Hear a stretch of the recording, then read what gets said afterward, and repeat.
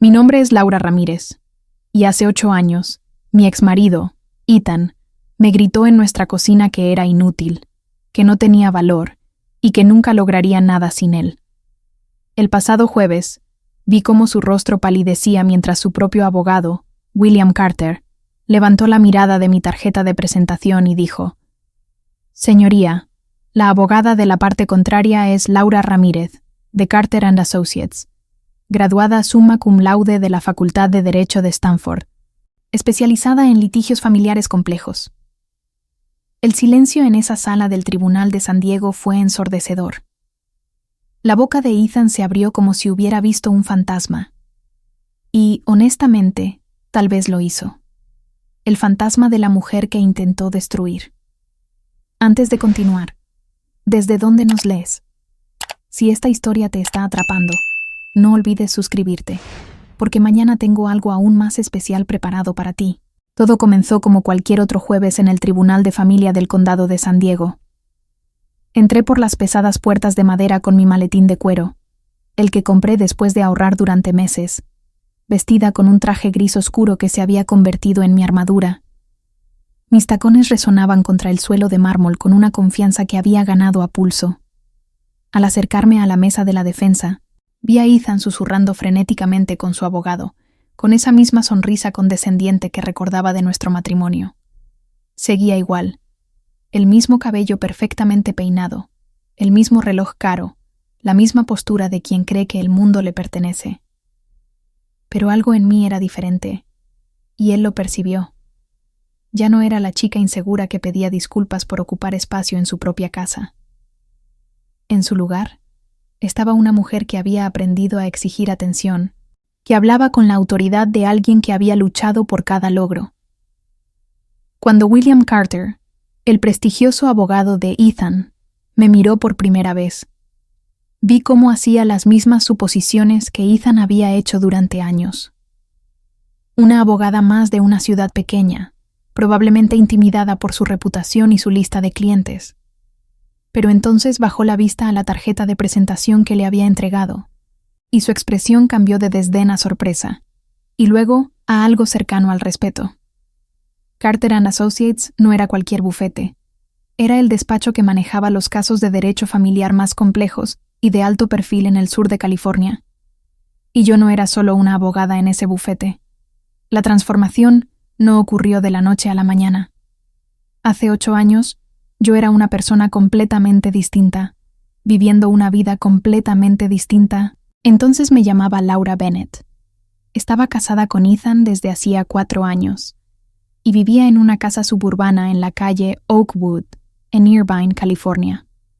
Pasaba mis días manejando la contabilidad de su concesionario de autos de lujo, atendiendo llamadas, organizando documentos y asegurándome de que su negocio funcionara sin problemas, mientras él jugaba golf o cerraba tratos en almuerzos costosos. Era buena en mi trabajo. Muy buena. Pero Ethan nunca lo vio así. Cada mañana me levantaba a las 5:30 para prepararle su café exactamente como le gustaba. Negro, con media cucharadita de azúcar, servido en una taza gris que le había regalado su hermana. Planchar sus camisas mientras él se duchaba, preparar su almuerzo mientras se vestía, escuchar sus quejas sobre los clientes, los empleados o cualquier cosa que lo molestara ese día. Pensaba que estaba siendo una buena esposa, creía que así era el matrimonio. Pero Ethan tenía otras ideas sobre lo que significaba ser una buena esposa. Quería a alguien que luciera perfecta en sus cenas de negocios, que riera con sus chistes aunque no fueran graciosos, que nunca cuestionara sus decisiones ni desafiara su autoridad. Quería a alguien que lo hiciera verse exitoso sin serlo ella misma. Durante 4 años, intenté ser esa persona, aunque sentía que vivía en una piel que no me pertenecía. Las grietas en nuestro matrimonio comenzaron con pequeños comentarios. Ethan criticaba mi ropa, mi forma de cocinar, mis opiniones.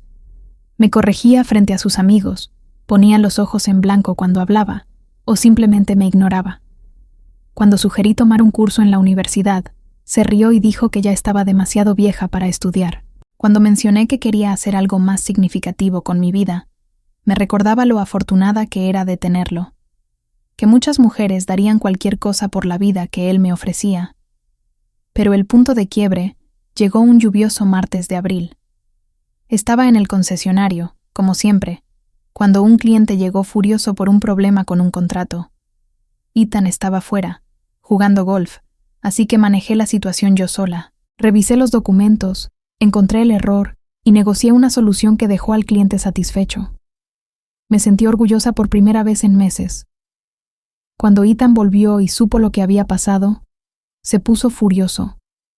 No porque hubiera hecho algo mal, sino porque lo había hecho bien. Me agarró del brazo, sus dedos apretando con fuerza, y siseó: «No vuelvas a jugar a ser abogada.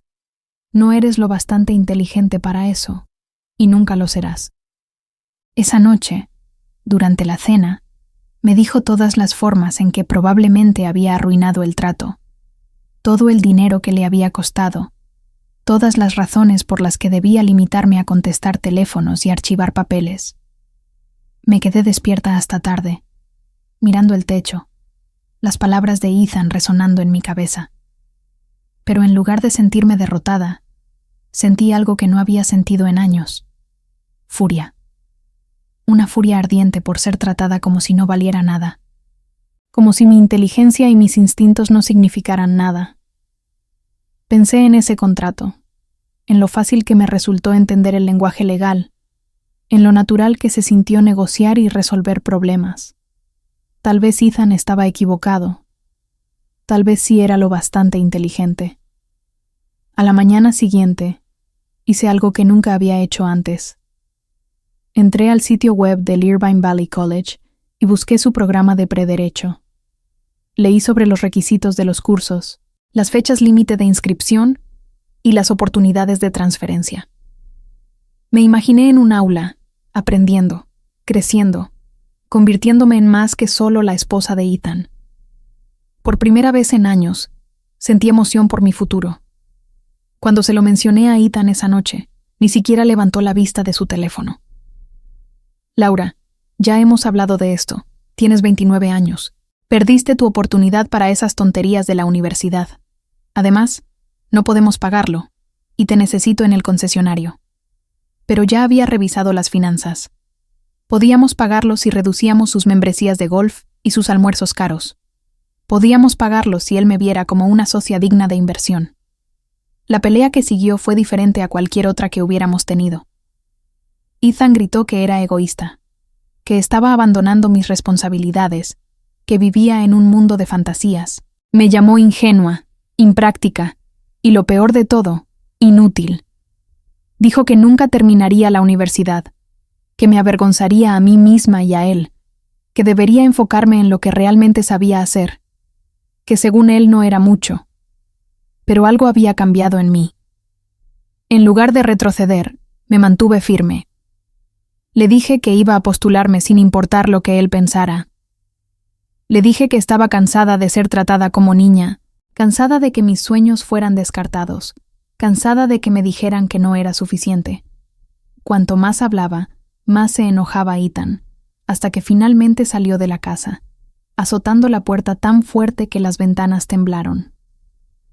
Regresó 3 horas después, borracho y más cruel de lo que lo había visto nunca.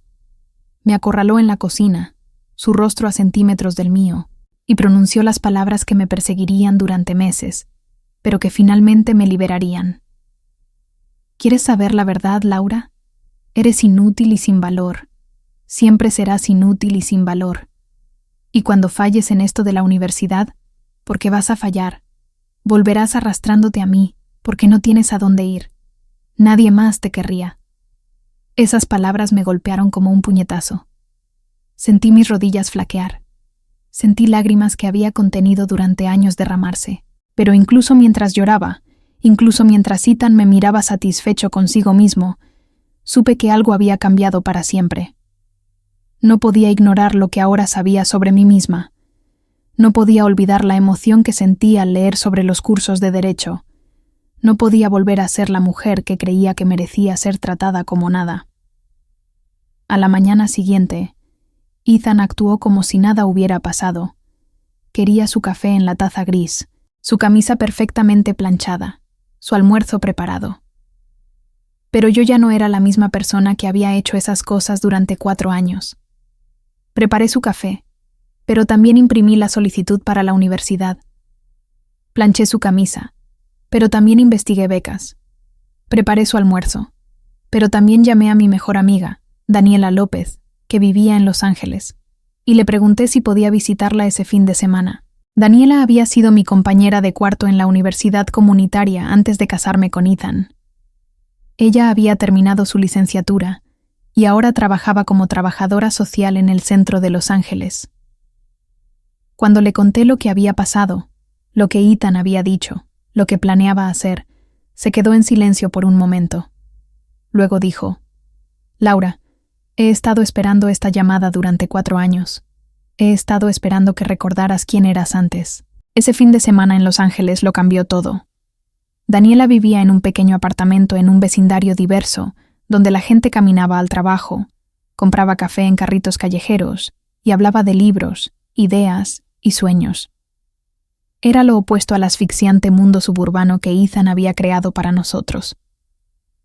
Durante una cena en un pequeño restaurante mexicano, Daniela me habló de su trabajo ayudando a sobrevivientes de violencia doméstica a navegar el sistema legal. Me contó sobre mujeres que habían sido convencidas de que no valían nada, que habían sido aisladas y controladas, que habían encontrado el coraje para reconstruir sus vidas. ¿Sabes qué tienen en común todas ellas?, preguntó Daniela, apretando mi mano por encima de la mesa. Todas pensaron que no eran lo bastante inteligentes, lo bastante fuertes, lo bastante buenas para salir adelante solas. Pero estaban equivocadas, igual que tú lo estás respecto a ti misma. Ese fin de semana, caminé por el campus de UCLA, asistí a una clase de prederecho que Daniela había arreglado para que auditara, y hablé con mujeres que habían dejado matrimonios, regresado a la escuela y construido carreras que nunca creyeron posibles. Para el domingo por la noche, sabía lo que tenía que hacer. Solo no estaba segura de si tenía el valor para hacerlo. La conversación con Ethan ocurrió el siguiente martes. Había llenado la solicitud para la universidad, investigado abogados de divorcio y abierto mi propia cuenta bancaria. También había practicado lo que iba a decir, porque sabía que solo tendría una oportunidad para hacerlo bien. Cuando Ethan llegó a casa del concesionario, estaba sentada en la mesa de la cocina con todos mis documentos frente a mí. «¿Qué es todo esto?», preguntó, aflojándose la corbata y tomando una cerveza del refrigerador. Su tono era casual, como si preguntara por el clima, pero pude ver la tensión en sus hombros. «Me voy», dije simplemente. «Voy a solicitar el divorcio, regresar a la escuela y empezar de nuevo». Ethan se rió, una risa genuina, como si le hubiera contado el chiste más gracioso que había escuchado. «Laura, por favor, ya hemos pasado por esto. No vas a ir a ninguna parte. No tienes dinero, no tienes habilidades y definitivamente no tienes el carácter para hacerlo». Pero ya no era la misma mujer que había roto en llanto en esa cocina una semana antes. Había pasado los últimos 7 días recordando quién era antes de Ethan, recordando a la chica que había sacado sobresalientes en la secundaria, que había ayudado a otros estudiantes con matemáticas e inglés, que tenía sueños más grandes que ser la esposa de alguien. «Ya contraté a un abogado», dije, deslizando los papeles de divorcio sobre la mesa. «He solicitado ingreso al programa de prederecho de Stanford. He arreglado quedarme con Daniela hasta que pueda conseguir mi propio lugar. Y he documentado 4 años de abuso emocional, incluyendo la semana pasada cuando me agarraste del brazo lo suficientemente fuerte como para dejar moretones». El rostro de Ethan cambió varias veces. Confusión, luego ira, luego algo que parecía casi miedo. «¿No estás hablando en serio? No vas a lograrlo sin mí. No tienes idea de lo duro que es el mundo para mujeres como tú». «¿Mujeres como yo?», me levanté, recogiendo mis papeles. «¿Te refieres a mujeres inteligentes, capaces y cansadas de que les digan que no son suficientes? Tienes razón, Ethan. No sé qué tan duro será. Pero sé lo duro que ha sido quedarme aquí, y prefiero fallar intentando construir algo real que triunfar siendo tu sombra. Caminé hacia la puerta, con las manos temblando, pero mi voz firme. Ethan me siguió, su tono cambiando de despectivo a suplicante y luego de nuevo a enojado. Laura, piensa en lo que estás tirando por la borda. Piensa en esta casa, esta vida, esta seguridad. Piensa en lo que dirá la gente. Me giré para enfrentarlo una última vez. Estoy pensando en lo que diré de mí misma en 10 años. Estoy pensando si estaré orgullosa de la mujer en la que me convertí o avergonzada de la que me quedé.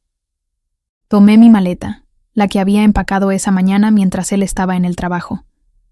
Estoy pensando en cómo se sentirá que me llamen inteligente en lugar de inútil, exitosa en lugar de sin valor. Y luego me fui. Salí de esa casa, de ese matrimonio, de esa vida que había sido como una prisión. Ethan gritó tras de mí. Me llamó con todos los nombres que se le ocurrieron, predijo cada posible fracaso. Pero sus palabras ya no me tocaban, porque ya no era la mujer que las creía. El viaje a Los Ángeles tomó 3 horas, pero se sintió como un viaje entre 2 mundos completamente diferentes. Con cada kilómetro, me sentía más ligera, más libre, más yo misma. Cuando llegué al complejo de apartamentos de Daniela, ella estaba esperándome en las escaleras con una botella de vino y una sonrisa más grande de la que había visto en años. ¿Cómo se siente?, preguntó, envolviéndome en un abrazo que se sintió como llegar a casa. Aterrador, admití, pero también como si finalmente pudiera respirar. Esa noche, nos sentamos en su pequeño balcón con vista a las luces de la ciudad, y le conté todo. La crueldad de Ethan, mis sueños, mis miedos, la mujer que esperaba convertirme. Daniela escuchó sin juzgar, ofreciendo aliento cuando lo necesitaba y consejos honestos cuando los necesitaba más. La escuela de Derecho será brutal, me advirtió. Es competitiva, costosa y está diseñada para eliminar a quienes no están completamente comprometidos. ¿Estás segura de que estás lista para eso? Pensé en la pregunta seriamente. Estaba lista para pasar los próximos 4 años estudiando, luchando, probablemente fallando a veces. Estaba lista para estar rodeada de personas que podrían ser más inteligentes, más preparadas, más confiadas que yo. Estaba lista para demostrarle a Ethan que estaba equivocado, no solo a él, sino a mí misma. No sé si estoy lista, dije finalmente, pero sé que estoy harta de tener miedo. A la mañana siguiente, desperté en la habitación de huéspedes de Daniela, con la luz del sol entrando por ventanas desconocidas, y sentí algo que no había sentido en años. Esperanza. Una esperanza tangible por un futuro que iba a construir con mis propias manos. No tenía idea de cuán difíciles serían los próximos años, cuántas veces querría rendirme, cuántos obstáculos enfrentaría. Pero tampoco sabía cuán fuerte era, cuánto era capaz de lograr cuando finalmente creía en mí misma. Mientras preparaba café en la cocina de Daniela, pensé en Ethan despertando solo en nuestra casa, probablemente convencido de que volvería en una semana. Pensé en la mujer que había sido ayer, asustada, pequeña y atrapada. Y pensé en la mujer en la que me iba a convertir, la que algún día estaría en un tribunal, exigiendo el respeto que Ethan nunca le dio.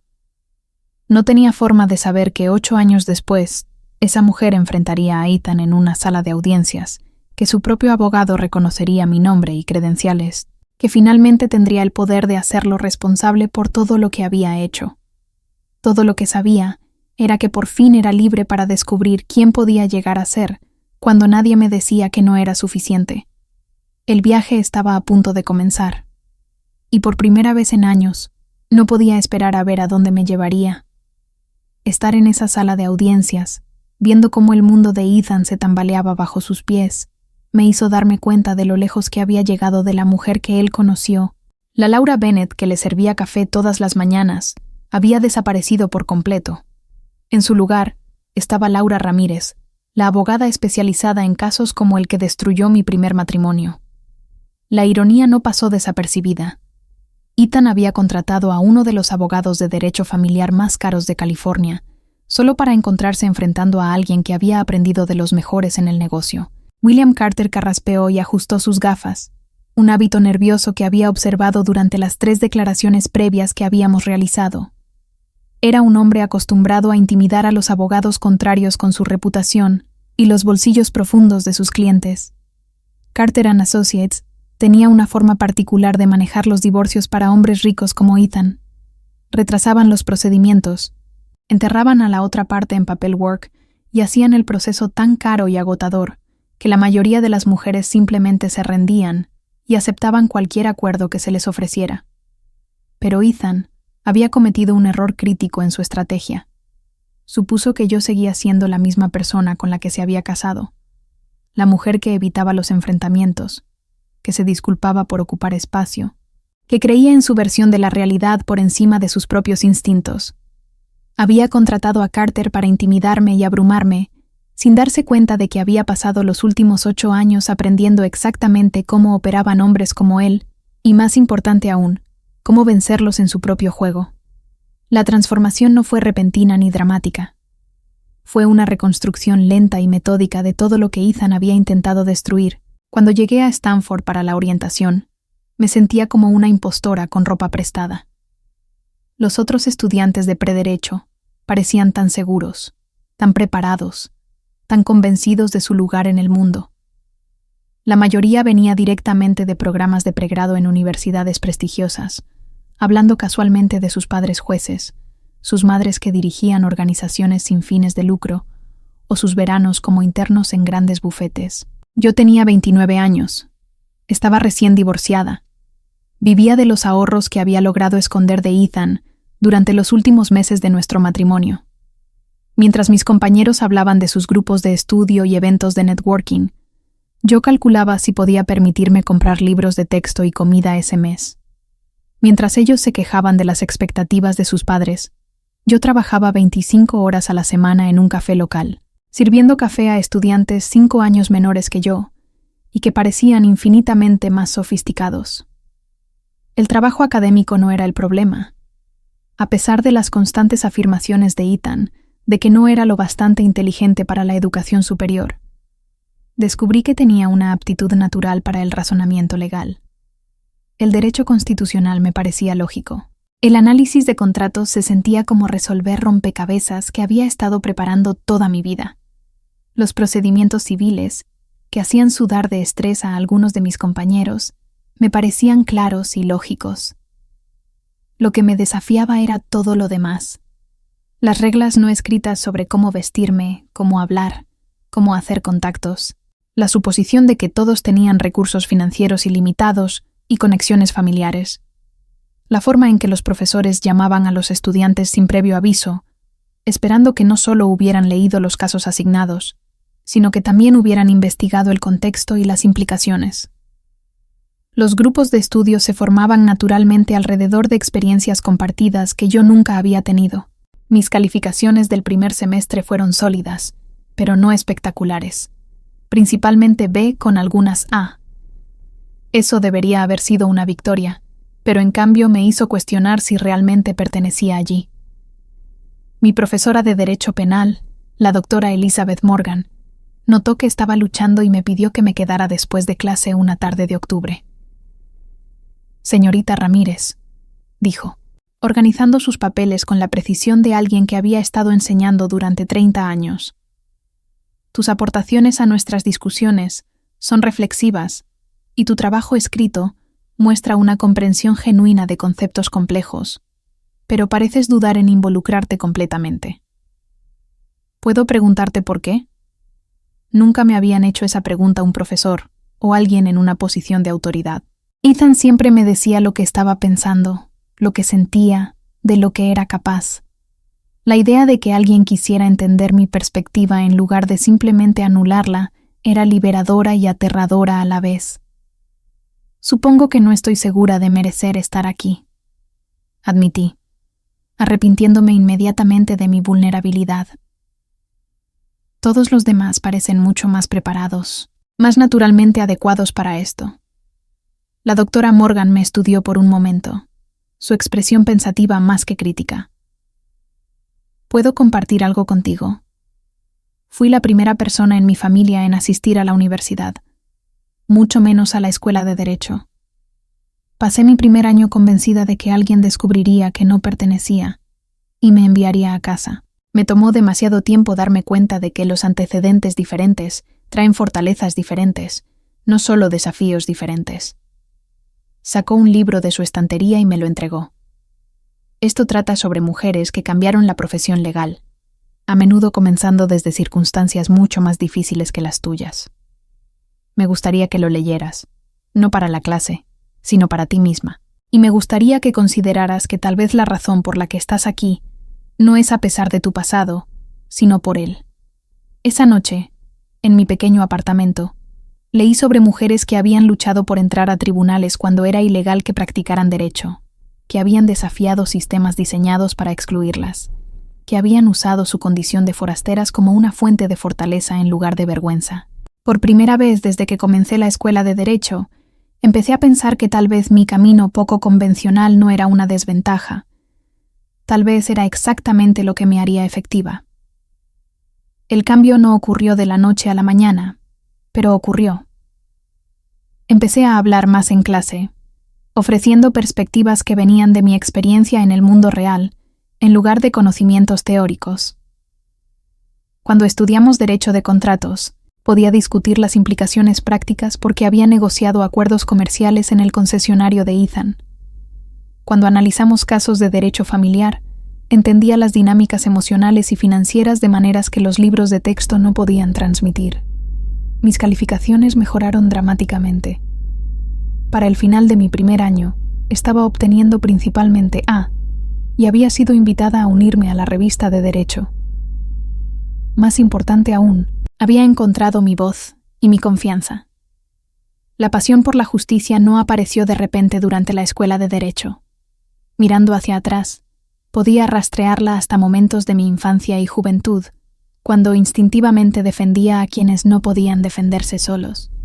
En la secundaria, había sido la estudiante que desafiaba a los maestros cuando hacían suposiciones injustas sobre chicos de familias trabajadoras. En la universidad comunitaria, había tutorado a compañeros que luchaban con el inglés porque no era su primer idioma, quedándome hasta tarde en la biblioteca para ayudarles a entender conceptos que me resultaban fáciles. Incluso durante mi matrimonio con Ethan, había señales de quién era realmente bajo la superficie complaciente. Recordé la vez que un cliente mayor en el concesionario fue presionado para comprar una garantía extendida que no podía pagar. Ethan estaba fuera de la oficina, y el vendedor usaba tácticas de presión que rayaban en el fraude. Intervine.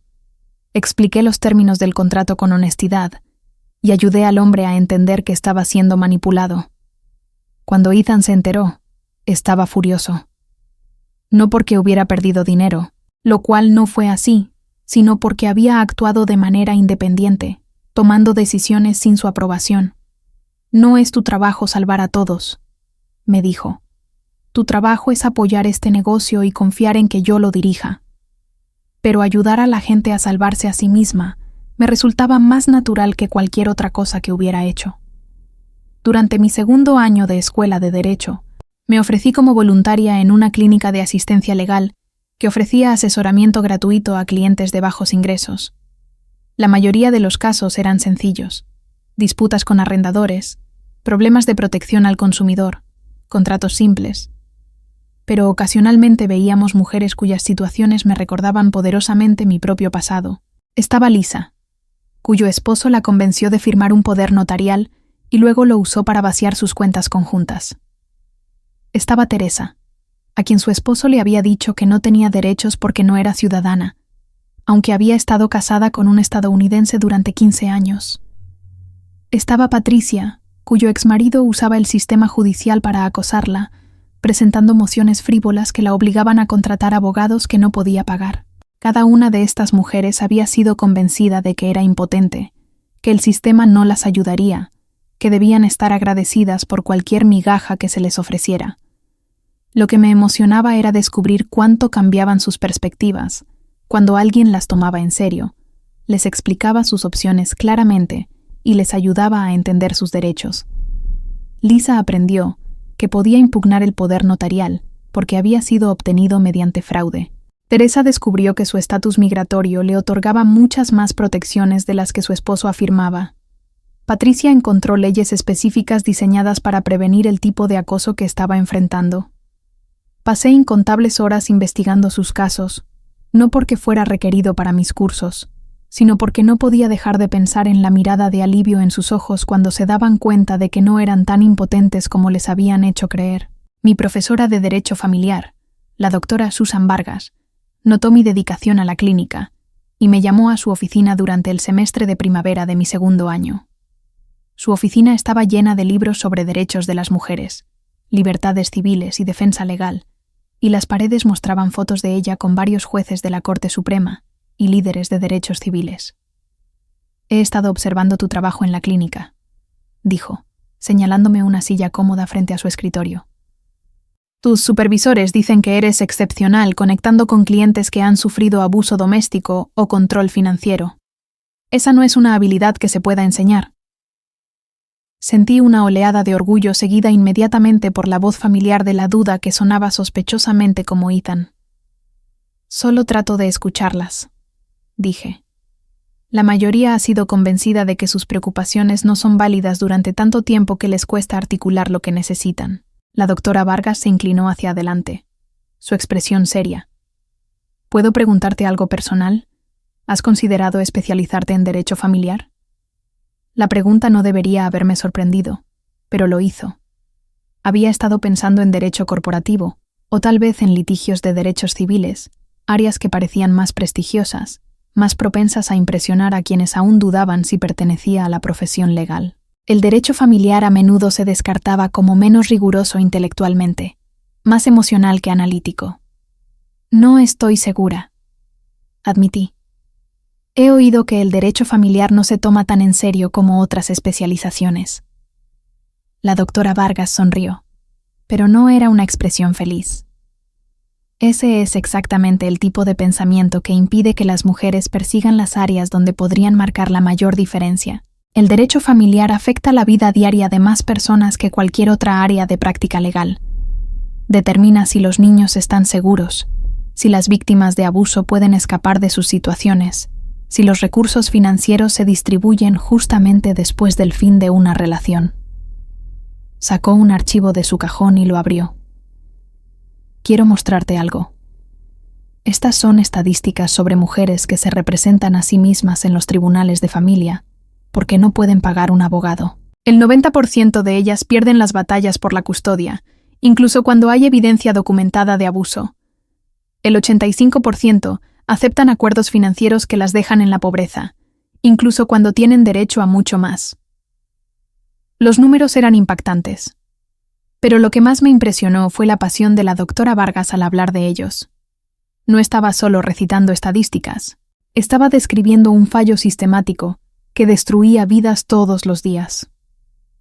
«Ahora, déjame mostrarte los resultados cuando esas mismas mujeres tienen una representación legal competente», continuó, pasando a otra página.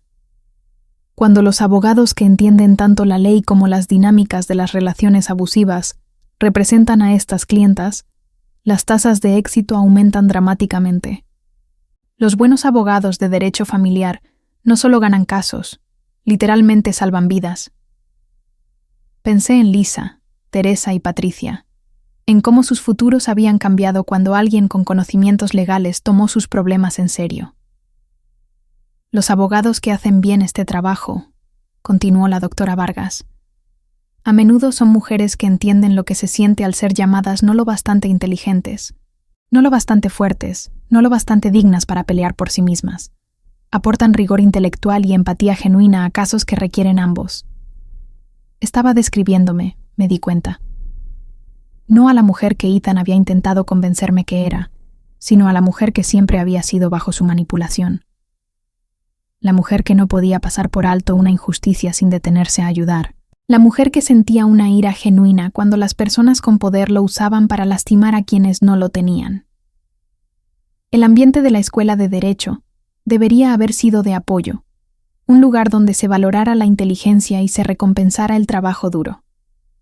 En cambio, Descubrí rápidamente que la profesión legal tenía sus propios prejuicios y suposiciones sobre quién pertenecía y quién no. El rechazo no siempre era evidente, pero era constante y agotador de maneras que no había anticipado. Durante mi segundo semestre, me inscribí en el curso de Derecho Constitucional del profesor David Reynolds, considerado uno de los más desafiantes y prestigiosos del plan de estudios. El profesor Reynolds, graduado de Yale Law, había sido asistente de un juez de la Corte Suprema antes de unirse a la Facultad de Stanford. Su curso era conocido por su riguroso método socrático y se consideraba una preparación esencial para quienes planeaban dedicarse a litigios de apelación. La clase se llevaba a cabo en el aula más grande, con asientos en gradas que la hacían parecer más un teatro que un salón de clases. El profesor Reynolds paseaba por el frente, lanzando preguntas a los estudiantes sin previo aviso, esperando no solo respuestas correctas, sino un análisis sofisticado que demostrara una comprensión profunda de los principios constitucionales y su desarrollo histórico. Me había preparado meticulosamente para cada clase, leyendo no solo los casos asignados, sino también el contexto histórico, las opiniones disidentes y las decisiones posteriores que habían construido o anulado los precedentes que estudiábamos. La primera vez que el profesor Reynolds me llamó, estaba lista. El caso era Roe v. Wade, sobre el derecho a la privacidad y el acceso al aborto. Había pasado horas analizando no solo la opinión mayoritaria, sino también las opiniones concurrentes que sentaron las bases para decisiones posteriores sobre derechos reproductivos. Señorita Ramírez, dijo el profesor Reynolds, su voz resonando en el aula. Por favor, explique la base constitucional de la decisión de la Corte en Roe. Me puse de pie, como era tradición en su clase, y comencé mi análisis. La Corte encontró que la ley de Texas violaba el derecho a la privacidad, que derivaron de las penumbras formadas por emanaciones de garantías específicas en la Carta de Derechos para, interrumpió el profesor Reynolds, levantando la mano como un policía de tránsito. Señorita Ramírez, está recitando el lenguaje de la opinión. Le pedí que explicara la base constitucional. ¿Entiende la diferencia entre recitación y análisis? El aula quedó en silencio. Sentí calor subiendo por mis mejillas, pero me obligué a continuar. Sí, profesor. La base constitucional es que, aunque la palabra privacidad no aparece en la Constitución, la Corte encontró que varias enmiendas, cuando se leen juntas, crean zonas de privacidad que el gobierno no puede invadir. La primera enmienda protege la libertad de expresión. La tercera prohíbe el alojamiento de soldados. La cuarta protege contra registros e incautaciones. Eso sigue siendo recitación, señorita Ramírez. Me está diciendo lo que dijo la Corte, no si estuvieron correctos al decirlo. ¿Tiene una opinión sobre si Roe fue decidido correctamente o solo es capaz de resumir lo que otros han pensado? La pregunta estaba diseñada para humillar, y funcionó. A mi alrededor, vi a otros estudiantes moverse incómodos en sus asientos, algunos con expresiones de simpatía, otros aliviados de no ser el blanco. Sabía que el profesor Reynolds me estaba probando, pero la naturaleza pública de la interrogación se sentía deliberadamente cruel.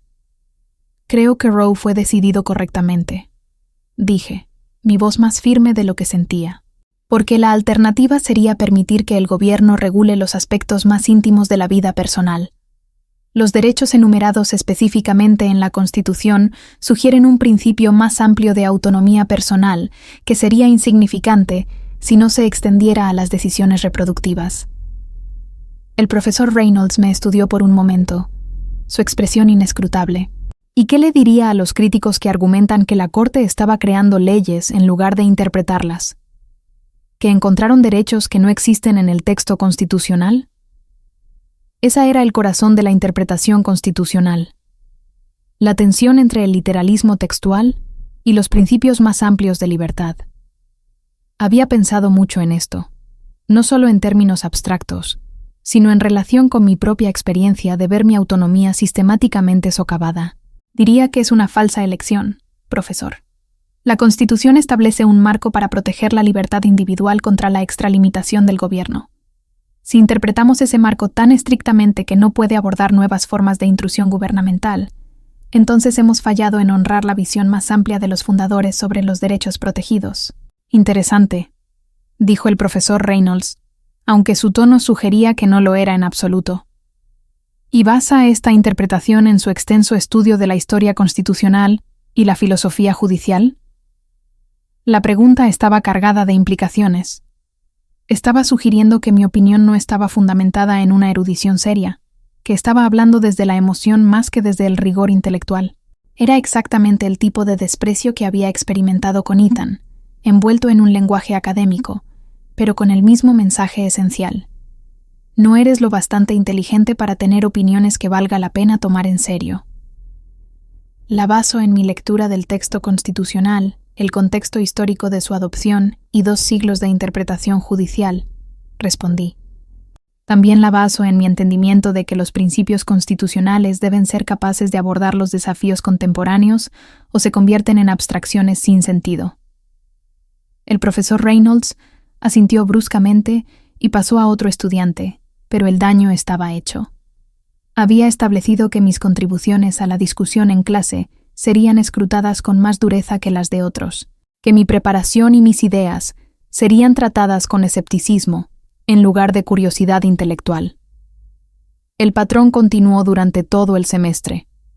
Mientras que a otros estudiantes se les permitía ofrecer opiniones tentativas o explorar ideas a través de la discusión, mis respuestas eran diseccionadas, en busca de fallos y sometidas a preguntas de seguimiento agresivas. El peor incidente ocurrió durante nuestro estudio de casos de discriminación laboral. Estábamos discutiendo una decisión de la Corte Suprema sobre acoso en el lugar de trabajo, y el profesor Reynolds pidió a la clase que considerara si el análisis de la Corte protegía adecuadamente a los trabajadores de ambientes laborales hostiles. Varios estudiantes varones ofrecieron opiniones sobre los estándares legales y los requisitos probatorios, y sus comentarios fueron recibidos con preguntas de seguimiento reflexivas y oportunidades para desarrollar sus argumentos. Cuando levanté la mano para contribuir, el profesor Reynolds me llamó con lo que parecía desgana. «Profesor, creo que el análisis de la Corte no toma en cuenta adecuadamente el impacto psicológico del acoso sostenido», dije. El estándar legal se centra en si una persona razonable encontraría el comportamiento ofensivo, pero no considera cómo las víctimas a menudo internalizan el acoso y comienzan a cuestionar sus propias percepciones. «Señorita Ramírez», respondió el profesor Reynolds, su voz con un toque de condescendencia que me hizo querer hundirme en mi silla. «Está hablando quizás desde la experiencia personal en lugar de un análisis legal, porque esto es un aula de derecho, no una sesión de terapia». El comentario fue como un golpe físico. A mi alrededor, los estudiantes miraban o apartaban la vista, incómodos con la evidente inapropiación de la respuesta del profesor. Había insinuado que no podía separar la experiencia personal del análisis intelectual, sugiriendo que mis contribuciones eran emocionales en lugar de académicas. Pero algo había cambiado en mí desde que dejé a Ethan. En lugar de retroceder o disculparme, sentí una furia familiar creciendo. No la rabia impotente que había sentido durante mi matrimonio, sino una determinación enfocada que me había llevado a superar mi divorcio y entrar a la escuela de Derecho. «En realidad, profesor», dije, mi voz calmada pero firme, «estoy hablando desde mi análisis de la investigación empírica sobre víctimas de acoso, que muestra patrones consistentes de duda de sí mismas y cuestionamiento de la realidad que el estándar legal no aborda. Si desea que cite los estudios específicos, estaré encantada de hacerlo». La expresión del profesor Reynolds cambió ligeramente, la sorpresa reemplazando la condescendencia. «Eso no será necesario», dijo secamente, y pasó a otro tema. Después de la clase, varios estudiantes se me acercaron en el pasillo. Una mujer llamada Emily Watson, con quien apenas había hablado antes, caminó a mi lado mientras me dirigía a la biblioteca. «Eso fue increíble», dijo en voz baja. «No puedo creer que te dijera eso». «No es la primera vez», admití. «Ha estado cuestionando mis contribuciones todo el semestre». Emily asintió con conocimiento de causa. «Lo hace con las mujeres, especialmente con las que tienen experiencia en el mundo real. Es como si pensara que estamos contaminando el ambiente intelectual puro con nuestro conocimiento práctico». ¿Lo has experimentado tú también?, pregunté. No tan directamente, pero he visto cómo lo hace con otras. Hay una razón por la que sus clases tienen tasas de deserción tan altas entre las estudiantes mujeres. Hace que sea claro que no somos realmente bienvenidas. Esa noche, sentada en mi apartamento, pensé en el comportamiento del profesor Reynolds y en mi respuesta a él. La antigua Laura habría absorbido su crítica. Habría asumido que tenía razón al cuestionar sus calificaciones. Tal vez incluso habría abandonado la clase para evitar más humillaciones. Pero la mujer en la que me estaba convirtiendo se negaba a ser intimidada por el acoso académico, incluso cuando venía de alguien con credenciales impresionantes y autoridad institucional. Hice una cita para ver a la doctora Susan Vargas durante sus horas de oficina al día siguiente. Cuando le expliqué lo que estaba pasando en la clase del profesor Reynolds, su expresión se volvió cada vez más sombría. Desafortunadamente, esto no me sorprende, dijo. David tiene un patrón de ser particularmente duro con las estudiantes mujeres, especialmente aquellas que aportan experiencia de vida a su análisis legal. Algunos profesores parecen creer que la escuela de derecho debe ser puramente teórica, desconectada del impacto en el mundo real de las decisiones legales. ¿Debería presentar una queja?, pregunté. La doctora Vargas consideró la pregunta cuidadosamente. Podrías, y tendrías motivos, pero seré honesta contigo. El proceso es largo, a menudo ineficaz, y podría dañar tu reputación más que la de él. Lo que sugeriría, en cambio, es que documentes todo. Sigue destacando en la clase, a pesar de su comportamiento, y usa la experiencia para desarrollar la piel gruesa que necesitarás como abogada en ejercicio. Piel gruesa, Laura, continuó. Lo que estás enfrentando en ese aula es leve comparado con lo que enfrentarás en la práctica. Los abogados contrarios intentarán intimidarte. Los jueces podrían cuestionar tu competencia basándose en tu género o tu origen. Los clientes podrían asumir que no estás tan calificada como los abogados hombres. Aprender a responder con confianza y profesionalismo, como lo hiciste ayer, es una de las habilidades más valiosas que puedes desarrollar. Tenía razón. El comportamiento del profesor Reynolds, sin quererlo, me estaba preparando para los desafíos que enfrentaría a lo largo de mi carrera, pero también estaba cristalizando mi comprensión de por qué quería practicar derecho familiar. Las mujeres que enfrentaban divorcios o batallas por la custodia a menudo encontraban exactamente este tipo de rechazo sistemático de su inteligencia y credibilidad. Necesitaban abogadas que entendieran no solo la ley, sino también la guerra psicológica que la acompañaba. Terminé el curso del profesor Reynolds con una A, a pesar de su evidente renuencia a reconocer la calidad de mi trabajo. Más importante aún, lo terminé con una comprensión más clara de mis propias fortalezas intelectuales y una determinación de usarlas al servicio de clientes que habían sido convencidas de que no eran lo bastante inteligentes para entender sus propias situaciones legales. Años después, cuando me senté frente a Ethan en ese tribunal, pensé en el profesor Reynolds y su suposición de que mi experiencia de vida me hacía menos calificada para entender la ley. Recordé cómo había intentado hacerme dudar de mi propia inteligencia y análisis, y me sentí agradecida de que hubiera fallado, porque su rechazo solo me había hecho más decidida a demostrar que mujeres como yo pertenecíamos exactamente donde estábamos, en los tribunales, luchando por la justicia, negándonos a ser intimidadas por hombres que pensaban que sus credenciales los hacían superiores a nuestra experiencia. La decisión de dejar mi antigua vida por completo no fue solo sobre Ethan o incluso sobre la escuela de derecho. Fue sobre reconocer que no podía construir la mujer en la que quería convertirme, mientras intentaba mantener relaciones y situaciones que exigían que me mantuviera pequeña. El proceso de partir no fue dramático ni repentino. Fue una serie de decisiones deliberadas, cada una requiriendo que eligiera mi futuro por encima de mi pasado familiar. La primera decisión importante llegó durante las vacaciones de invierno de mi segundo año. Había estado viajando entre Los Ángeles y Irvine, intentando mantener alguna conexión con la vida que había conocido mientras construía mi nueva identidad como estudiante de derecho. Todavía tenía muebles y pertenencias personales en unidades de almacenamiento cerca de la casa de Ethan. Todavía tenía amigos en Irvine que me conocían como Laura Bennett, la exesposa de Ethan, la mujer que finalmente había tenido el coraje de irse, pero que aún podría volver. Daniela había estado animándome a hacer un corte limpio durante meses. «Estás viviendo en dos mundos», señaló durante una de nuestras llamadas semanales. «Estás intentando ser esta estudiante de Derecho confiada en Stanford y esta exesposa apologética en Irvine.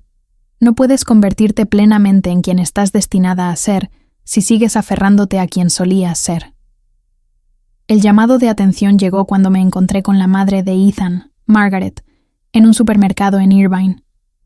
Estaba allí recogiendo algunos artículos que había dejado en la casa de una amiga, intentando evitar los lugares donde podría encontrarme con mi antigua vida. Pero Irvine era una ciudad pequeña, y los encuentros eran inevitables. Margaret siempre había sido educada conmigo durante mi matrimonio, pero había sentido su alivio cuando Ethan y yo nos divorciamos. Nunca pensó que yo era lo bastante buena para su hijo, y mi partida había confirmado su evaluación de que era inestable e indigna de confianza. Cuando me vio en la sección de frutas y verduras, su expresión pasó de sorpresa a algo que parecía casi lástima. «Laura», dijo, su voz cuidadosamente neutral. «¿Cómo estás?» «Estoy bien», respondí de inmediato, odiando lo defensiva que sonaba. «Estoy en mi segundo año de la escuela de Derecho en Stanford». Las cejas de Margaret se alzaron ligeramente, como si la idea de que estuviera en la escuela de Derecho fuera particularmente sorprendente. «Eso es agradable, querida. Ethan mencionó que estabas tomando algunas clases». «¿Tomando algunas clases?» Como si 3 años de educación legal rigurosa fueran un pasatiempo, algo que hacía para llenar el tiempo en lugar de prepararme para una carrera seria. El desprecio era sutil pero inconfundible, y desencadenó todos los viejos sentimientos de insuficiencia que pensaba que había superado. «En realidad, estoy cursando mi doctorado en Derecho», dije, mi voz más fuerte. «Me graduaré el próximo año y tomaré el examen de la barra». «Bueno, eso es ambicioso», respondió Margaret, su tono sugiriendo que la ambición en las mujeres era algo que debía manejarse en lugar de celebrarse. «Espero que te resulte bien».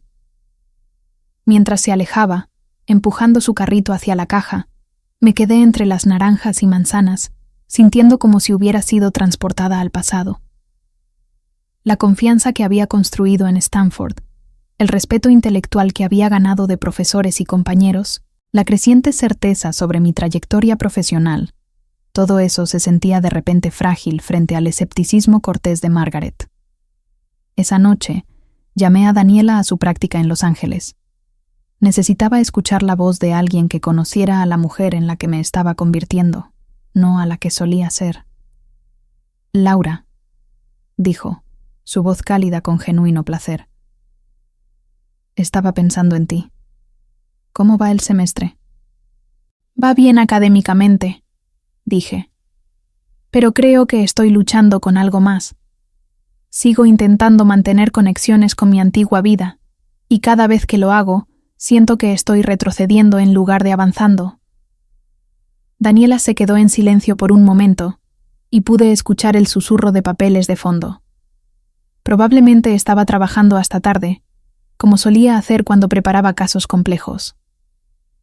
«¿Puedo contarte algo sobre mi propia experiencia?», dijo finalmente. «Cuando dejé el derecho corporativo para comenzar esta práctica, seguí intentando mantener relaciones con mis antiguos colegas. Pensé que podía demostrarles que no había cometido un error, que el derecho familiar era tan intelectualmente riguroso como las transacciones corporativas. ¿Qué pasó? Desperdicié 2 años intentando obtener la aprobación de personas que nunca respetarían lo que estaba haciendo. Veían el derecho familiar como un trabajo menor, un trabajo de mujeres, algo que no merecía su atención. Sus palabras resonaron profundamente. Me di cuenta de que mis intentos de mantener conexiones en Irvine no eran solo sobre nostalgia o sentimentalismo. Eran sobre buscar la aprobación de personas que nunca habían valorado mi inteligencia o potencial. Personas que veían mi éxito como una anomalía en lugar del resultado natural de mis capacidades. Ese fin de semana, regresé a Irvine con un propósito claro. Iba a recoger mis pertenencias restantes, cerrar mis unidades de almacenamiento y terminar con mis últimos lazos financieros con la ciudad donde había vivido como la esposa de Ethan. Se sentía como realizar una cirugía en mi propia vida, cortando partes que alguna vez parecieron esenciales, pero que ahora impedían un crecimiento saludable. Mi amiga Clara, que había estado guardando algunos de mis muebles en su garaje, me ayudó a cargar todo en una camioneta alquilada. Había sido un apoyo durante mi divorcio y había celebrado cuando entré a la escuela de Derecho, pero podía ver preguntas en sus ojos mientras empacábamos artículos que representaban las últimas huellas de mi antigua vida. ¿Estás segura de esto?, preguntó mientras llevábamos la mecedora de mi abuela a la camioneta. Una vez que muevas todo al área de la bahía, será más difícil volver. Ese es el punto, dije, aunque traté de mantener mi voz suave. Clara tenía buenas intenciones y no quería herir sus sentimientos. Creo que necesito comprometerme completamente con la persona en la que me estoy convirtiendo en lugar de intentar mantener un pie en quien solía ser. Clara asintió, aunque podía ver que no entendía del todo. Había construido una vida cómoda en Irvine, casada con su novio de la secundaria, y encontraba satisfacción en los ritmos familiares de la vida en una ciudad pequeña. Mi elección de abandonar todo lo familiar probablemente le parecía innecesariamente dramática, tal vez incluso ingrata por la seguridad que estaba dejando atrás. Mientras terminábamos de cargar la camioneta, Clara me entregó un sobre. «Esto llegó a mi dirección la semana pasada», dijo. «Es de Ethan». Miré el sobre. Mi nombre escrito con la letra familiar de Ethan. Por un momento, sentí la vieja ansiedad creciendo, la suposición automática de que el contacto de Ethan significaba problemas o críticas. Luego recordé quién era ahora, en quién estaba eligiendo convertirme, y lo abrí con calma. Dentro había una nota breve y un cheque por $1,002. La nota decía: «Laura, encontré algunas joyas tuyas cuando estaba limpiando el garaje. Las vendí y pensé que deberías tener el dinero. Espero que estés bien, Ethan». El gesto debería haber parecido generoso, pero en cambio se sentía como un intento final de mantener algún tipo de conexión, de recordarme que aún tenía el poder de dar o retener cosas que podría necesitar. La antigua Laura habría sentido gratitud. Tal vez incluso lo habría llamado para agradecérselo. La mujer en la que me estaba convirtiendo reconoció el gesto por lo que era. Una prueba, para ver si seguía siendo la persona que podía ser comprada con pequeños gestos de bondad después de años de crueldad. Le devolví el cheque a Clara. «¿Te importaría depositar esto y donarlo al refugio de mujeres del centro? No quiero estar conectada con Ethan financieramente, ni siquiera indirectamente». Clara pareció sorprendida, pero tomó el cheque sin discutir, mientras conducía lejos de su casa esa tarde, con la camioneta cargada con mis pertenencias. Me sentí más ligera que en meses. No solo estaba moviendo muebles, estaba completando una transformación que había estado en proceso durante años. El viaje de regreso al área de la bahía tomó 4 horas, y pasé la mayor parte pensando en las elecciones que me habían llevado a este punto. 2 años antes, había sido una mujer que se disculpaba por tener opiniones, que asumía que la evaluación de otras personas sobre mis capacidades era más precisa que mi propia experiencia. Ahora, era alguien que podía enfrentarse a profesores intimidantes, que podía analizar principios legales complejos con confianza, que podía tomar decisiones difíciles sobre su propia vida sin buscar permiso de personas que nunca habían apoyado sus sueños. El apartamento que encontré en Oakland era pequeño, pero lleno de luz por grandes ventanas que daban al este hacia las colinas. No se parecía en nada a la casa suburbana que había compartido con Ethan, con sus muebles cuidadosamente coordinados y la presencia desaprobadora de su madre en cada elección decorativa. Este espacio era completamente mío. Desde el escritorio de segunda mano donde estudiaba, hasta la mesa de la cocina, donde extendía mis resúmenes de casos y mi investigación legal. Esa primera noche en mi espacio completamente independiente, llamé a mi madre por primera vez en 6 meses. Elena Ramírez había apoyado silenciosamente mi divorcio, pero se mostraba abiertamente escéptica sobre la escuela de Derecho. Le preocupaba que estuviera tomando riesgos innecesarios, que debería enfocarme en encontrar un buen hombre con quien casarme, en lugar de perseguir una carrera que parecía imposiblemente desafiante para alguien de nuestro origen. «Mija», dijo cuando escuchó mi voz, «me preguntaba cuándo llamarías. ¿Cómo van tus clases?» «Van muy bien, mamá. Estoy en mi 2º año ahora, y he estado trabajando con un bufete de derecho familiar en Oakland. Creo que he encontrado lo que quiero hacer con mi carrera». Hubo una pausa, y podía imaginar a mi madre en su pequeña cocina, probablemente doblando ropa mientras hablábamos, como siempre hacía durante las conversaciones telefónicas. «Eso es bueno, cariño. ¿Y estás conociendo a algún hombre agradable en la escuela?» La pregunta era tan predecible que casi me reí. La generación de mi madre había aprendido que el éxito de una mujer se medía principalmente por su capacidad para atraer y mantener un buen esposo. Mis logros educativos eran interesantes, pero no eran el objetivo real. «No estoy buscando una relación ahora, mamá. Estoy enfocada en mis estudios y en construir mi carrera». «Pero tienes 31 años, Laura. Si esperas mucho más, será más difícil encontrar a alguien». Entendí la preocupación de mi madre, arraigada en su propia experiencia de opciones limitadas e inseguridad económica. Pero también sabía que no podía hacerla entender cuán diferente se veía mi vida desde adentro. No estaba posponiendo la felicidad hasta encontrar otro hombre. Estaba creando activamente la vida que quería, una que me pertenecería completamente, independientemente de mi estado civil. «Sé que te preocupas por mí», dije suavemente, «pero estoy más feliz ahora de lo que he estado en años. Soy buena en este trabajo, mamá, realmente buena». «No quiero que termines sola», dijo, su voz suave con genuina preocupación. «No estaré sola.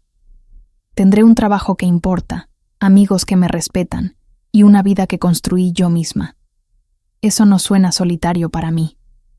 Después de colgar, me senté en mi pequeña sala pensando en las diferentes formas en que las personas definían el éxito y la seguridad. Mi madre equiparaba la seguridad con el apego a un hombre que pudiera proveer financieramente.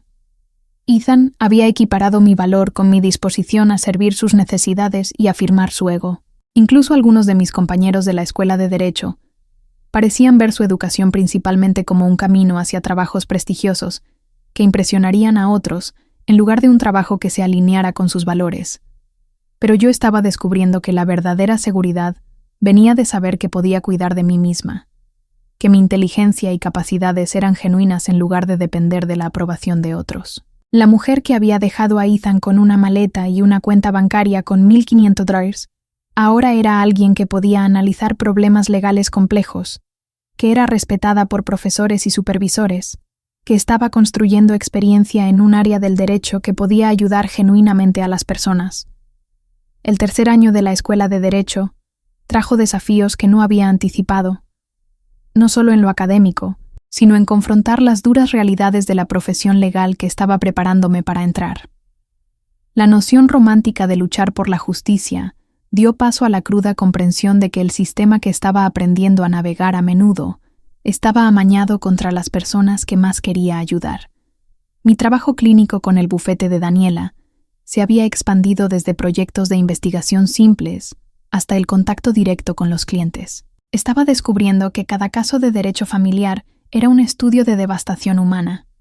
Los clientes que llegaban a nuestras puertas no solo lidiaban con trámites de divorcio, eran sobrevivientes de guerras psicológicas, manipulaciones financieras y controles sistemáticos que habían durado años o incluso décadas. Un caso en particular destrozó mis ilusiones restantes sobre cómo el sistema legal protegía a las personas vulnerables. Nuestra clienta era la doctora Elena Torres, una médica de urgencias que había estado casada con otro médico durante 14 años. Su esposo, Richard Evans, era un neurocirujano exitoso que ganaba significativamente más dinero y había usado esa ventaja financiera para aislar a Elena de su propia carrera y sistemas de apoyo. Durante su matrimonio, Richard había convencido a Elena de trabajar medio tiempo para que pudiera encargarse del hogar y cuidar de sus 3 hijos pequeños. controlaba todas sus finanzas, afirmando que su mayor ingreso lo hacía más calificado para manejar el dinero. Había convencido gradualmente a los colegas de Elena de que era poco confiable, difundiendo historias sobre su supuesta inestabilidad emocional, hasta que sus turnos en el hospital se redujeron y su reputación profesional se vio dañada.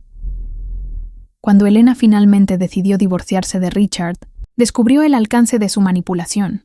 Había estado ocultando ingresos en cuentas offshore durante años, alegando dificultades financieras mientras mantenía un estilo de vida que sugería una riqueza significativa.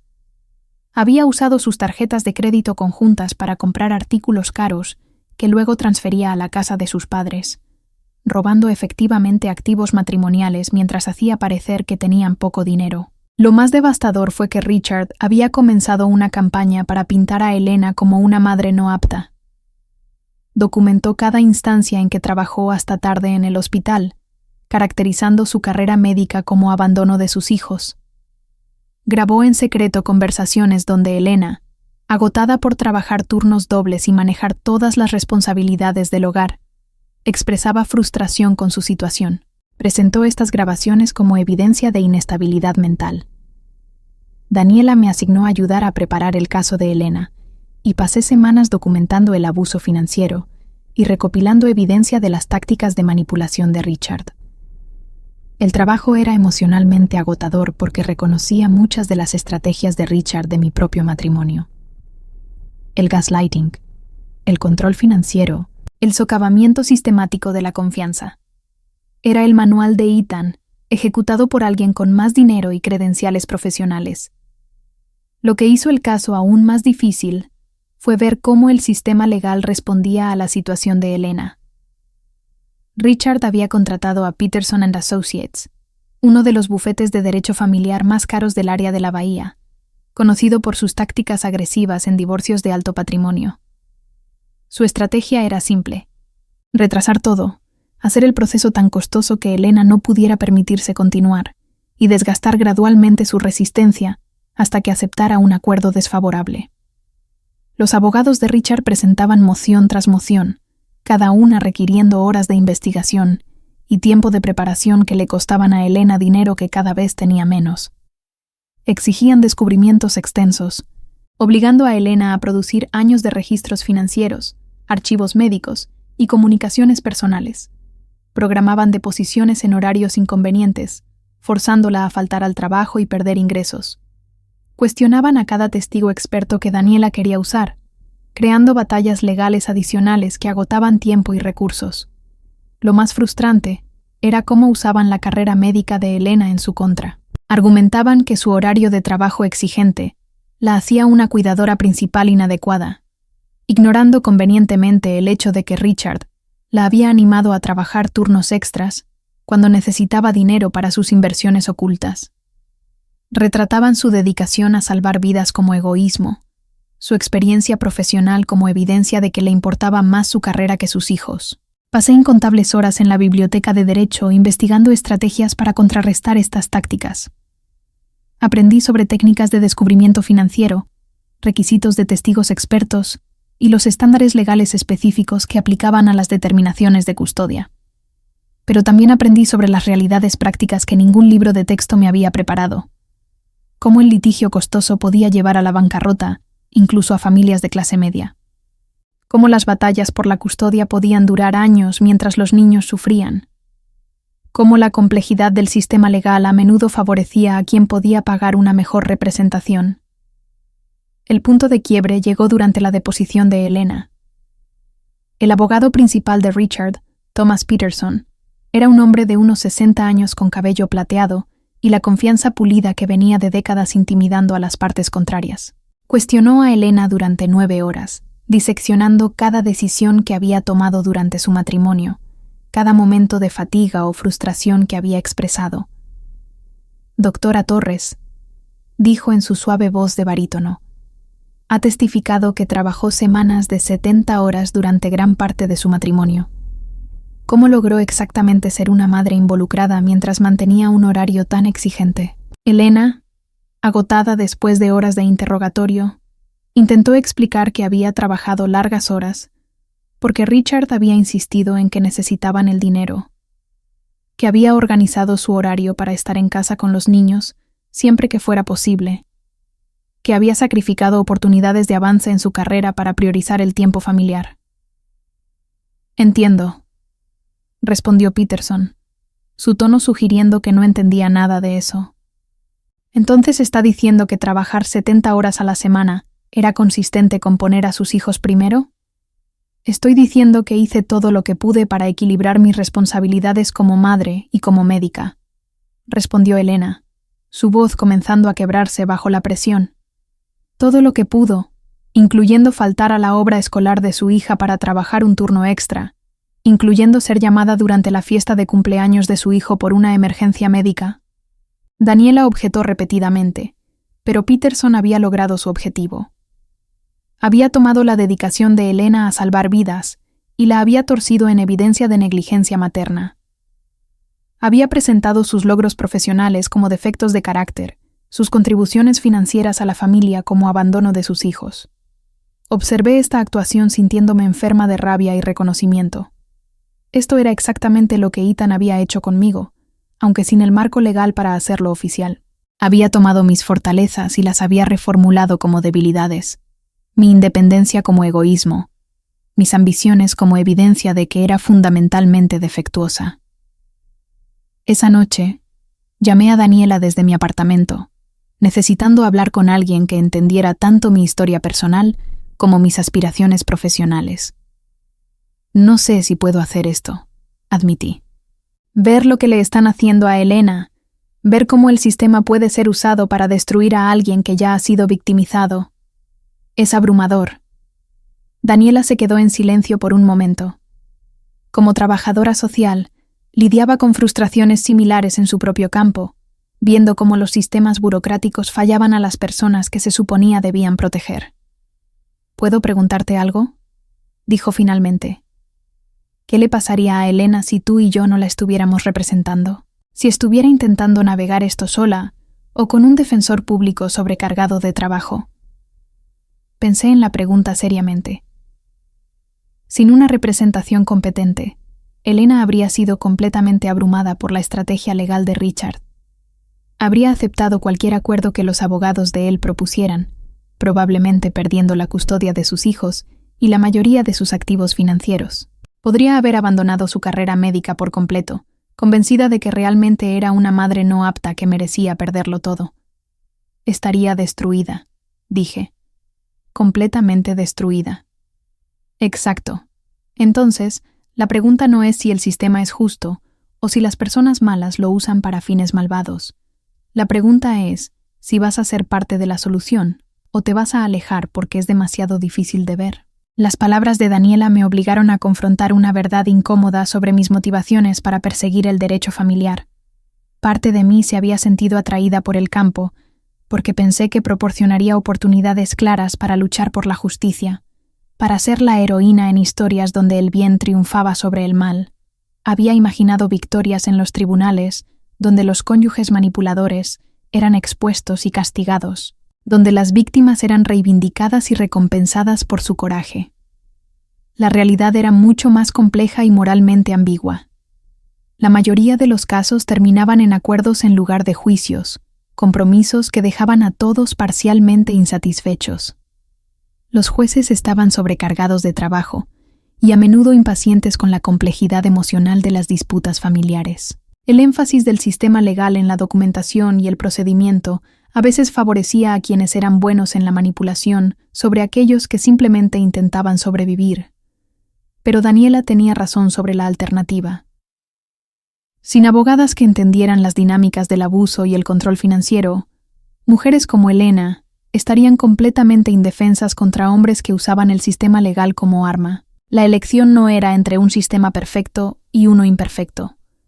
Era entre participar en un sistema imperfecto que a veces podía lograr justicia y alejarse mientras las víctimas eran sistemáticamente destruidas. Durante las siguientes semanas, me lancé al caso de Elena con una determinación renovada. En lugar de desanimarme por las fallas del sistema, me obsesioné con entender cómo trabajar dentro de esas fallas para lograr los mejores resultados posibles.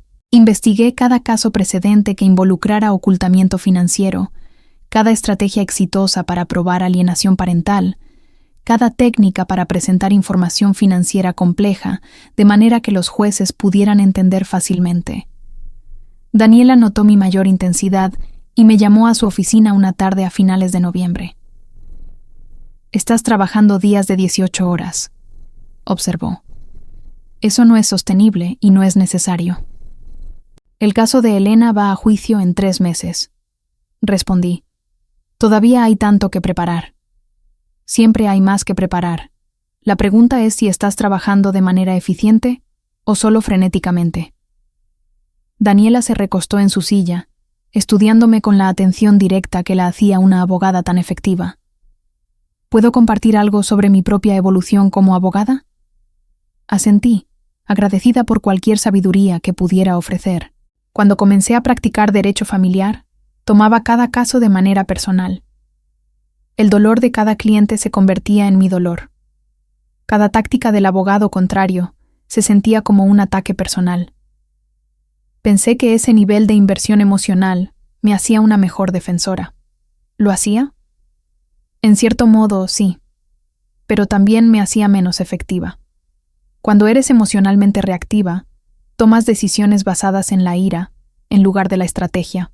Te agotas luchando batallas que no importan mientras pierdes oportunidades que realmente podrían ayudar a tu cliente. Daniela sacó un archivo de su cajón y lo abrió. Esto es de un caso que manejé hace 5 años. El abogado contrario usó tácticas muy similares a las que Peterson está usando con Richard Evans. Retrasar, distraer, agotar financieramente al cliente. Estaba tan enojada por su comportamiento que respondí a cada moción. Luché contra cada retraso. Tomé cada anzuelo que ofrecían. ¿Qué pasó? Ganamos eventualmente, pero el caso tomó 18 meses más de lo necesario. Costó a mi cliente el doble de dinero y nos agotó a ambas en el proceso. Aprendí que la ira justificada, aunque emocionalmente satisfactoria, a menudo es estratégicamente contraproducente. Daniela cerró el archivo y me miró directamente. Elena necesita que seas inteligente y estratégica, no enojada y reactiva. Necesita que elijas las batallas que importan e ignores las que no. Necesita que canalices tu pasión en preparación en lugar de indignación. La conversación me obligó a examinar mis propias motivaciones con más honestidad. Parte de mi intensidad en el caso de Elena venía de una genuina preocupación por su bienestar y una determinación de lograr justicia, pero parte venía de mi propia ira no resuelta por el trato de Ethan hacia mí. Mi necesidad de demostrar que mujeres como nosotras podían ganar contra hombres como ellos. Comencé a abordar el caso de manera diferente, enfocándome en estrategias prácticas en lugar de respuestas emocionales. En lugar de enojarme por las tácticas de retraso de Peterson, usé el tiempo extra para desarrollar un análisis financiero más completo. En lugar de responder defensivamente a sus ataques contra la crianza de Elena, reuní evidencia que demostraba su participación real en la vida de sus hijos. En lugar de intentar probar que Richard era una persona terrible, me centré en documentar sus comportamientos específicos que afectaban las determinaciones de custodia y financieras. El cambio en el enfoque me hizo más efectiva y menos agotada. Todavía trabajaba largas horas, pero eran horas productivas enfocadas en metas alcanzables, en lugar de horas reactivas gastadas en tareas que me hacían sentir mejor, pero no ayudaban al caso de Elena. 3 semanas antes del juicio, logramos un avance que validó este enfoque estratégico. Durante el descubrimiento financiero, había notado inconsistencias en los informes de gastos de Richard, que sugerían que estaba ocultando ingresos a través de su práctica médica. En lugar de hacer acusaciones en la corte, trabajé con un contador forense para rastrear las transacciones específicas e identificar las cuentas ocultas. Cuando presentamos esta evidencia durante las negociaciones de acuerdo, los abogados de Richard quedaron completamente desprevenidos. Habían asumido que el equipo legal de Elena estaba demasiado limitado en recursos para realizar un análisis financiero sofisticado. El descubrimiento de sus activos ocultos cambió toda la dinámica de la negociación y finalmente llevó a un acuerdo que le dio a Elena la custodia primaria y una parte justa del patrimonio matrimonial. ¿Cómo supiste dónde buscar?, preguntó Daniela. después de la conferencia de acuerdo. Recordé algo que Ethan solía hacer, dije. Pagaba gastos personales a través de la cuenta del negocio, y luego afirmaba que eran deducibles de impuestos. Se me ocurrió que Richard podría estar haciendo algo similar, pero al revés, declarando ingresos de negocio como gastos personales para ocultarlos del divorcio. Daniela sonrió, pero su expresión era pensativa. Ese es exactamente el tipo de perspicacia que viene de la experiencia vivida. Entendiste las tácticas de Richard porque habías visto una manipulación similar en tu propia vida. Por eso las abogadas que han experimentado estas dinámicas personalmente pueden ser tan efectivas para clientes que enfrentan situaciones similares. La conversación me hizo darme cuenta de que mi trasfondo, que a veces había visto como una limitación o fuente de vergüenza, era en realidad uno de mis mayores activos profesionales. Entendía la manipulación financiera no solo como un concepto legal, sino como una realidad vivida. Podía reconocer el gaslighting y el abuso emocional, porque los había experimentado yo misma. Sabía cómo se sentía ser llamada loca, estúpida o sin valor por alguien que afirmaba amarte. Pero más que eso, sabía cómo se sentía descubrir que esos mensajes eran mentiras. Reconstruir la confianza en tus propias percepciones y capacidades. Desarrollar la fortaleza para contraatacar de manera efectiva. Ese conocimiento no podía aprenderse de libros de texto o estudios de casos. Venía de sobrevivir, recuperarse y transformar el dolor en propósito. Los meses siguientes a la graduación de la Escuela de Derecho pusieron a prueba cada aspecto de mi determinación de maneras que no había anticipado. Aprobar el examen de la barra fue solo el comienzo. Encontrar mi lugar en la profesión legal como alguien sin conexiones familiares o ventajas heredadas requirió un tipo diferente de persistencia que cualquier cosa que había experimentado durante mi carrera académica. Daniela me había ofrecido una posición en su práctica en Oakland, pero el pequeño bufete solo podía permitirse pagarme un salario que apenas cubría mis gastos de vida. Estaba agradecida por la oportunidad y la mentoría, pero sabía que mi estabilidad financiera a largo plazo requeriría o construir mi propia práctica o unirme a un bufete más grande con recursos más sustanciales. El desafío era que la mayoría de los grandes bufetes de derecho familiar querían abogados con credenciales de escuelas de derecho prestigiosas o conexiones familiares que pudieran atraer clientes ricos. Había graduado en el 15% superior de mi clase en una escuela de derecho respetada, pero no era editora de la revista de derecho de Harvard y no tenía parientes que pudieran referir casos de divorcio de alto patrimonio. Lo que sí tenía era una creciente reputación por preparación exhaustiva y una habilidad inusual para conectar con clientes que habían experimentado abuso financiero o emocional. La palabra se estaba extendiendo en la comunidad legal del área de la Bahía sobre mi trabajo en casos de custodia complejos y divorcios de alto conflicto. Pero la reputación y las oportunidades laborales reales resultaron ser cosas muy diferentes. La primera gran prueba llegó cuando Carter & Associates, el prestigioso bufete donde Ethan había contratado a su abogado, publicó una vacante para un asociado de derecho familiar. El puesto era exactamente lo que buscaba: casos complejos, clientes sofisticados, excelentes oportunidades de capacitación y un salario que me permitiría pagar mis préstamos estudiantiles en un tiempo razonable. Sabía que era una posibilidad remota, pero decidí postularme de todos modos. Mi currículum era sólido. Mis referencias eran excelentes y tenía experiencia específica con el tipo de casos que el bufete manejaba regularmente. Lo que no anticipé fue cómo el proceso de entrevista me obligaría a confrontar suposiciones sobre clase, origen y quién pertenecía a espacios legales de élite.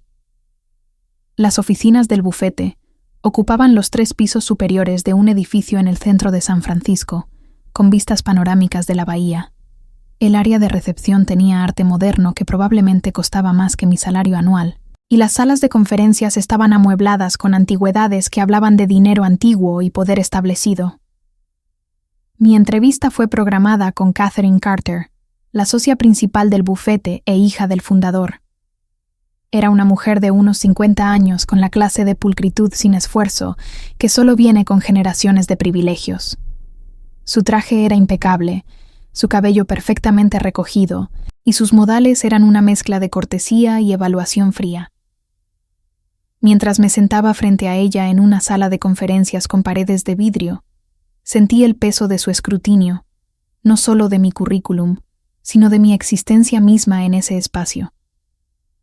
«Señorita Ramírez», comenzó Catherine, hojeando mi currículum con un bolígrafo Montblanc en la mano.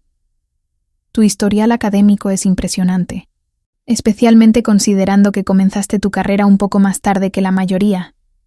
¿Por qué el derecho familiar?» La pregunta no era inesperada, pero la forma en que la formuló, con un leve énfasis en «un poco más tarde», me hizo sentir como si estuviera justificando mi presencia en la profesión legal. Mantuve la calma, recordando el consejo de Daniela de enfocarme en la estrategia en lugar de la emoción. Elegí el derecho familiar porque he visto de primera mano cómo el sistema legal puede ser usado para proteger o dañar a las personas en sus momentos más vulnerables. Respondí, manteniendo mi voz firme. He trabajado con clientes que han enfrentado abuso financiero y emocional, y he descubierto que mi capacidad para conectar con sus experiencias me permite representarlos de manera más efectiva. Quiero usar esa empatía, combinada con un análisis legal riguroso, para lograr justicia en casos que a menudo son desestimados como menos intelectuales. Catherine asintió, pero su expresión seguía siendo inescrutable. Eso es admirable. Pero nuestro bufete maneja casos de alto perfil, a menudo con clientes que esperan un cierto nivel de sofisticación. ¿Cómo manejas las expectativas de clientes que podrían no estar acostumbrados a trabajar con alguien de un trasfondo menos convencional? La pregunta era un golpe velado, sugiriendo que mi origen de clase trabajadora y mi camino no tradicional podrían ser un obstáculo en un bufete donde los clientes esperaban abogados con pedigrí de élite. Sentí una chispa de la vieja furia, la misma que había sentido cuando Ethan me llamó inútil, pero la canalicé en una respuesta mesurada. Creo que los clientes valoran la competencia y los resultados por encima de las suposiciones sobre el trasfondo, dije. En mi trabajo clínico, he representado a clientes de diversos orígenes, desde médicos hasta trabajadores de servicios, y he encontrado que lo que más importa es mi capacidad para entender sus necesidades y traducirlas en estrategias legales efectivas. Mi trasfondo me da una perspectiva única sobre las dinámicas de poder en las relaciones, lo que me permite anticipar y contrarrestar las tácticas de los abogados contrarios. Catherine pareció considerar mi respuesta, pero la entrevista continuó en un tono que se sentía más como una prueba de resistencia que una evaluación de mis habilidades. Me preguntó sobre casos específicos que había manejado, desafiando cada decisión estratégica que había tomado. Me pidió que analizara precedentes legales complejos en el momento, claramente probando si podía pensar rápidamente bajo presión. Y en un momento que se sintió particularmente punzante, me preguntó cómo manejaría representar a un cliente que podría recordarte a alguien de tu pasado personal. Sabía que estaba aludiendo a mi divorcio. De alguna manera, el bufete había investigado mi historial, probablemente a través de conexiones en la comunidad legal de Irvine. La pregunta era una trampa, diseñada para ver si admitiría una debilidad emocional o si podía mantener el profesionalismo frente a un desafío personal. Si un cliente me recuerda a alguien de mi pasado, lo veo como una ventaja. Respondí, manteniendo contacto visual. Significa que entiendo las dinámicas emocionales y estratégicas que podrían estar en juego. Pero mi trabajo es representar los intereses de mi cliente, no resolver cuentas personales. Siempre me aseguro de que mi enfoque esté guiado por la ley y la estrategia, no por mis experiencias personales. Al final de la entrevista, Catherine me dio una sonrisa cortés y dijo que el bufete estaría en contacto. Pero cuando salí del edificio, con el viento de la bahía golpeando mi rostro, supe que no obtendría el trabajo. No era solo por las preguntas. Era por la forma en que Catherine me había mirado, como si estuviera evaluando si podía integrarme en un mundo donde el privilegio y las conexiones eran tan importantes como la competencia. 2 días después, recibí un correo electrónico de rechazo genérico, agradeciendo mi interés pero informándome que habían seleccionado a otro candidato. Daniela, que había estado siguiendo mi proceso de búsqueda de empleo, me invitó a tomar un café después de recibir la noticia. Lo siento, Laura, dijo, deslizando una taza de café hacia mí. Carter & Associates es un gran nombre, pero no son conocidos por tomar riesgos con candidatos que no encajan en su molde tradicional. No es solo eso, dije mirando mi café. Se siente como si estuviera enfrentando las mismas puertas cerradas que enfrenté con Ethan. No soy lo bastante buena para su mundo, no importa cuánto haya logrado. Daniela se inclinó hacia adelante, su expresión seria. Escucha, Laura. Carter & Associates no es el árbitro final de tu valor. Son un bufete, no una religión. Y si no ven lo que tú traes a la mesa, eso es su pérdida. Hay otros bufetes, otras oportunidades, y hay clientes que necesitan exactamente el tipo de abogada que tú eres. Sus palabras me dieron una perspectiva renovada. Había estado tan enfocada en probar mi valía ante instituciones como Carter & Associates que había perdido de vista por qué quería practicar derecho en primer lugar. No era para ganar la aprobación de socios con apellidos prestigiosos. Era para ayudar a personas que habían sido desestimadas, como yo lo había sido. En las semanas siguientes, redoblé mis esfuerzos para construir mi propia red. Asistí a eventos de la Asociación de Abogados, me ofrecí como voluntaria para más casos pro bono y comencé a contactar a pequeños bufetes que priorizaban el impacto comunitario sobre el prestigio. Fue en uno de estos eventos donde conocí a Rachel Kim, una abogada de derecho familiar que dirigía una práctica boutique en San Francisco enfocada en representar a sobrevivientes de abuso doméstico. Rachel era todo lo que Catherine Carter no era: directa, apasionada y sin pretensiones. Durante nuestra primera conversación, me preguntó sobre mi experiencia en la clínica de Daniela y mis motivaciones para practicar derecho familiar. Cuando le conté sobre mi propio divorcio y cómo me había llevado a la escuela de derecho, no levantó una ceja ni me pidió que justificara mi pasado. En cambio, asintió con reconocimiento. Ese es el tipo de experiencia que no puedes aprender en un aula, dijo. Necesito a alguien en mi equipo que pueda conectar con clientes que han pasado por el infierno y aún están luchando para salir. ¿Estarías interesada en unirte a nosotros? La oferta de Rachel no venía con el salario de 6 cifras o la oficina con vista a la bahía que Carter & Associates ofrecía, pero venía con algo más valioso: la oportunidad de hacer el trabajo que me importaba, en un entorno donde mi trasfondo era visto como una fortaleza en lugar de un defecto. Acepté el puesto al día siguiente.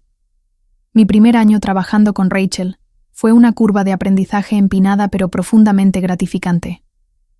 Su bufete era pequeño, solo 5 abogados, pero manejábamos casos que hacían una diferencia tangible en la vida de nuestros clientes. Representábamos a mujeres que habían escapado de relaciones abusivas, a padres que luchaban por la custodia en sistemas que a menudo favorecían a quien tenía más dinero, a sobrevivientes que buscaban recuperar el control financiero después de años de manipulación. Cada caso era una lección en resiliencia, no solo para nuestros clientes, sino para mí. Aprendí a navegar las complejidades de los tribunales de familia, a contrarrestar las tácticas agresivas de los bufetes más grandes, y a abogar por clientes que a menudo habían sido convencidos de que sus voces no importaban. Pero nada me preparó para el día en que recibí un correo electrónico de Rachel con el asunto. Nuevo caso: Ethan Bennett. Mi corazón dio un vuelco al leer el nombre. Ethan se había vuelto a casar y ahora estaba enfrentando un divorcio contencioso con su nueva esposa, Jessica Harper. Ella había contactado a nuestro bufete buscando representación, alegando que Ethan había estado ocultando activos y usando tácticas de intimidación para forzarla a aceptar un acuerdo desfavorable. Rachel me asignó el caso, sin saber toda la historia de mi pasado con Ethan. Este parece un caso que encaja perfectamente contigo, dijo Rachel durante nuestra reunión de asignación de casos. La clienta dice que su esposo es manipulador y financieramente abusivo. Sé que tienes experiencia manejando ese tipo de dinámicas. No le conté inmediatamente a Rachel que Ethan era mi exmarido. Quería estar segura de que podía manejar el caso profesionalmente antes de tomar cualquier decisión. Leí el archivo de Jessica, y los detalles eran inquietantemente familiares. Ethan controlando las finanzas, minimizando sus contribuciones, aislándola de sus amigos y familia. Había usado las mismas tácticas conmigo, pero ahora con un nuevo giro. Había contratado a Carter & Associates para representarlo, el mismo bufete que me había rechazado. Esa noche, me senté en mi apartamento, mirando el archivo, luchando con la decisión de tomar el caso o declararme en conflicto de intereses. Parte de mí quería pasárselo a otro abogado, evitar la confrontación emocional que sabía que vendría. Pero otra parte, la que había pasado años reconstruyéndose después de que Ethan intentara destruirla, sabía que este caso era más que solo un trabajo. Era una oportunidad para cerrar un capítulo de mi vida, para demostrar, no solo a Ethan, sino a mí misma, que la mujer que él había llamado inútil y sin valor era ahora una fuerza a tener en cuenta. Al día siguiente, le conté a Rachel sobre mi historia con Ethan. Esperaba que insistiera en reasignar el caso, pero en cambio, me miró con una mezcla de sorpresa y respeto. Laura, si alguien puede manejar este caso con claridad y profesionalismo, eres tú. Pero solo si estás segura de que puedes mantener tus emociones fuera de esto. ¿Estás lista para enfrentarlo? Sí, dije con una convicción que no había sentido en años. Estoy lista. La preparación para el caso fue intensa. Jessica era una clienta ideal, articulada, organizada y determinada a no dejar que Ethan la intimidara para aceptar un mal acuerdo. Había documentado cuidadosamente sus intentos de ocultar activos, incluyendo transferencias a cuentas de su negocio que reflejaban las tácticas que yo había visto durante nuestro matrimonio. Trabajé con un contador forense para rastrear estas transacciones, construyendo un caso que demostrara que Ethan había estado subdeclarando sus ingresos y activos para reducir sus obligaciones financieras. El día de la audiencia preliminar, caminé hacia el Tribunal de Familia del Condado de San Diego con una mezcla de nervios y determinación.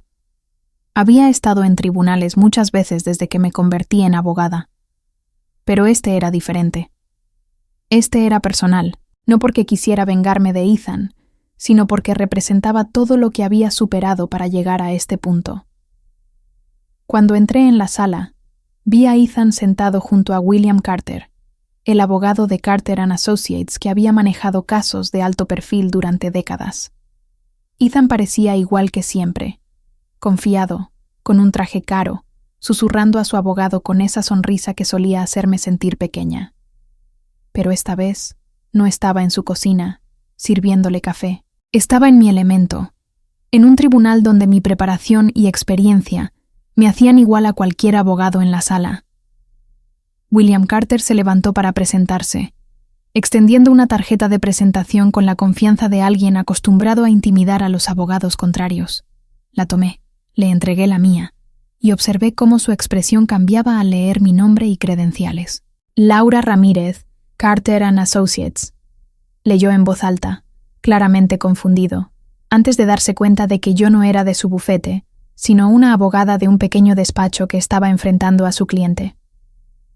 Señoría, comencé, dirigiéndome al juez con una voz clara y firme. Represento a Jessica Harper en este asunto. Somos Carter & Associates, pero no los Carter & Associates que podría estar pensando. Somos una práctica boutique en San Francisco, enfocada en representar a clientes que han enfrentado abuso financiero y emocional. Mi clienta está buscando un acuerdo justo, y tenemos evidencia sustancial que demuestra que el señor Bennett ha estado ocultando activos para evitar sus responsabilidades. El rostro de Ethan palideció. No me había visto en 8 años, no desde el día que salí de nuestra casa con una maleta y un sueño. Ahora estaba frente a él, no como su exesposa, sino como una abogada que había pasado esos años convirtiéndose en alguien que él nunca podría haber imaginado. William Carter intentó recuperar el control, presentando mociones para retrasar la audiencia, cuestionando la validez de nuestra evidencia y utilizando todas las tácticas que había visto en casos anteriores. Pero yo estaba preparada.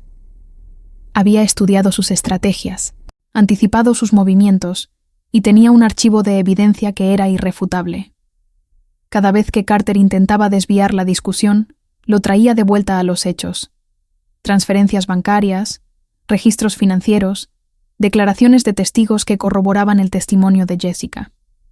El juez, una mujer de unos 60 años con una reputación de imparcialidad, escuchó cuidadosamente.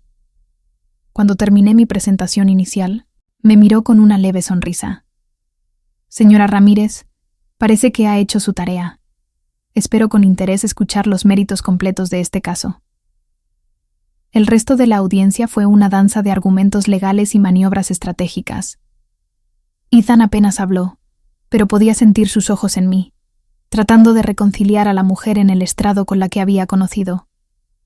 Cuando la audiencia terminó, el juez dictaminó a favor de una orden temporal que requería que Ethan revelara todos los registros financieros de su negocio, una gran victoria inicial para nuestro caso. Mientras salía del tribunal, William Carter se me acercó, su expresión una mezcla de irritación y respeto a regañadientes. Buen trabajo hoy, señora Ramírez. No esperaba ese nivel de preparación de un bufete como el suyo. Gracias, respondí, manteniendo mi tono profesional. Pero no subestime lo que un pequeño bufete con la misión correcta puede lograr. Ethan se quedó atrás, mirándome desde el otro lado del pasillo. No dijo nada, pero no necesitaba hacerlo. Su silencio hablaba más alto que cualquier palabra que hubiera pronunciado durante nuestro matrimonio. La mujer que él había llamado inútil y sin valor había acabado de superarlo en su propio terreno, usando las habilidades que él había dicho que nunca tendría. El caso de Jessica tomó 6 meses más para resolverse. Ethan, fiel a su naturaleza, luchó en cada paso, pero nuestra evidencia era demasiado sólida y la determinación de Jessica, combinada con mi preparación, era imparable. Al final, el juez otorgó a Jessica la custodia primaria de sus hijos y una parte sustancial de los activos que Ethan había intentado ocultar. También se le ordenó pagar los honorarios legales de Jessica, una rara victoria que reflejaba la mala fe de sus tácticas. Cuando le di la noticia a Jessica, rompió en llanto, no de tristeza, sino de alivio. Pensé que iba a perder todo, dijo abrazándome. Pensé que él iba a ganar, como siempre lo hacía. No esta vez, respondí, sintiendo una satisfacción que iba más allá de lo profesional. Esta vez tenías a alguien que sabía cómo pelea él y cómo ganar.